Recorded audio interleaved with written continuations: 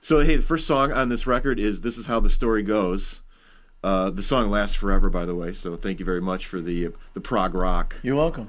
But going into the lyrics, I thought it was a lot about trying to, well, just the acceptance of the unseen. That's still a thing, isn't it? Yeah, I would say so. That song actually started.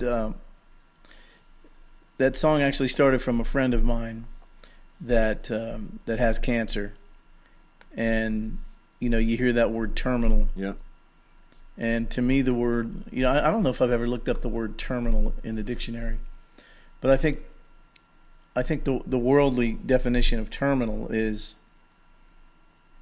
you're going to die. Right. And that's pretty much, that's it. You're going to die, and you're going to be put 6 feet under, and that's it. You're going to be worm food. Mm-hmm. I don't believe that. That's not even a. I so much believe the opposite of that. Yeah. So I didn't really write the song about that person because I didn't want to single that person out with one song and make it. So I'm more included. All of us, and the world says we're terminal, but I believe through Christ we're far from it. It is. I think my son asked me last night. He said, "Dad, is that the longest song you've ever written?" I had to think for a minute.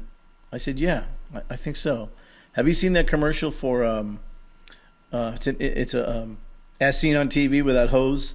Starts out real small. Oh yeah, yes, and I'm fascinated by it right now. And it grows and grows and grows, and this is how the story goes. That's the hose song. It just kept growing and growing and growing and growing. And I'd write another part and tack it on. I'd write another part and tack it on. And so, as seen on TV, this is how the story goes. It's the song that grows. Just started as a 2.5-minute Beatles song. Right. Grew into this. Well, isn't death such a weird thing? I mean, I want to say that I'm at peace with it, but I haven't had the same a diagnosis that your friend has, right? Or had. And when somebody writes about it, I'm always intrigued because it's not easy for people to talk about a lot of times. No. I personally don't like the subject. Yeah. But it's something that we're all going to face it. Mm-hmm. But when do we face it? Do we face it when the rug gets pulled out from under us, or do we get it, or we just sort of go, you know what? I'm just going to make the most of now, I guess. That's right?